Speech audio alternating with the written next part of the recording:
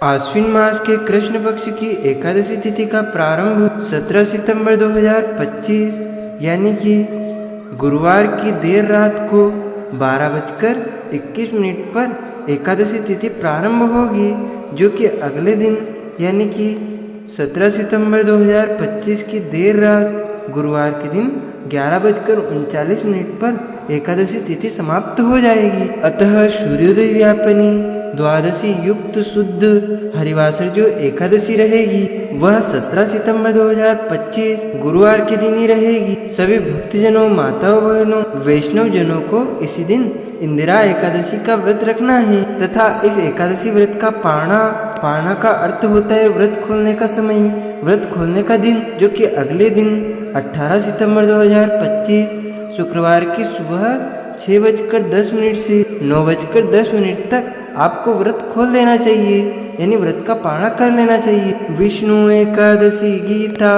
तुलसी विप्रधे नमः असारे दुर्ग संसारे षटपदी मुक्तिदायिनी, अर्थात भगवान श्री हरि विष्णु जी का पूजन करना, गीता जी का पाठ करना, एकादशी का व्रत रखना, गौ माता की रक्षा एवं सेवा करना, ब्राह्मणों की सेवा करना, उनको दान करना, उनको भोजन करवाना, यह कार्य इस कठिन संसार सागर को पार करने हेतु मुक्तिदायक बताए गए हैं। एकादशी व्रत में आपको कुछ महत्वपूर्ण नियमों का पालन अनिवार्य रूप से करना चाहिए, जो कि 10वीं से लेकर द्वादशी तक होते हैं। 10वीं के दिन एक समय शुद्ध एवं सात्विक भोजन करें। इस दिन लहसुन, प्याज, मांस, मदिरा, कटहल की सब्जी, मसूर की दाल, शहद, चावल आदि का उपयोग नहीं करना चाहिए। इस दिन शुद्ध और सात्विक भोजन करके अगले दिन सुबह जल्दी उठे, ब्रह्म मुहूर्त में उठ करके नित्य क्रियाओं से निवृत्त होकर के स्नान करके एकादशी व्रत संकल्प धारण करें। प्रभु श्री लक्ष्मी नारायण जी का पूजन अर्चन करें, उनको भोग लगाएं तथा भोग में तुलसी पत्र का नैवेद्य अवश्य लगाएं। गंगा जल या शुद्ध जल से अभिषेक करके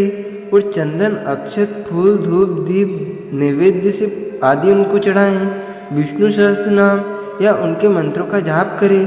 पूजा के बाद भगवान विष्णु और माता लक्ष्मी की आरती करें और दिन भर भक्ति व स्मरण में रहे तथा रात को भी आपको जितना हो सके 1 प्रहर, 2 प्रहर, 3 प्रहर जितना हो सके भगवान के नाम मंत्रों का जाप करते हुए रात्रि व्यतीत करनी चाहिए।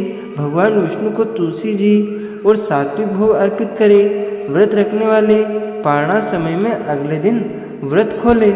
इंदिरा एकादशी के दिन ओम नमो भगवती वासुदेवाय मंत्र का जाप करें।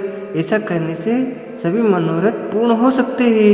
इस दिन गरीबों, ब्राह्मणों या जरूरतमंद को भोजन या फिर फलाहार की सामग्री, कपड़े या दक्षिणा दे।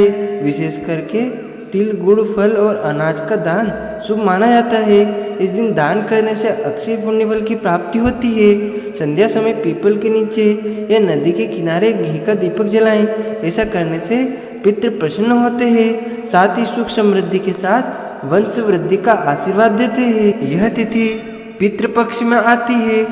धार्मिक मान्यता है कि इस दिन व्रत रखने और पूजा करने से भगवान विष्णु की कृपा मिलती है और उस व्रत का आप अपने पूर्वजों का नाम लेते हुए, गोत्र का नाम लेते हुए संकल्प धारण करेंगे और पूर्वजों की आत्माओं को उससे शांति मिलेगी, वो मोक्ष की प्राप्ति होगी। श्राद्ध करने वालों के लिए यह खास दिन माना गया है। इंदिरा एकादशी व्रत में पापों का क्षय होता है और पूर्वजों की आत्मा को मोक्ष मिलता है।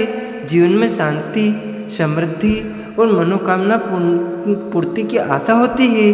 पितृपक्ष के दौरान यह व्रत करने से विशेष पुण्य फल प्राप्त होता है। तो भक्तजनों, हम अगले वीडियो में आपको एकादशी व्रत कथा, दिव्य और पुण्यमय कथा अवश्य सुनाएंगे। इसलिए आप हमारे चैनल को सब्सक्राइब करके बेल आइकन को अवश्य कर लीजिएगा। आप सभी को सादर जय श्री कृष्ण, सादर धन्यवाद। जय श्री राम।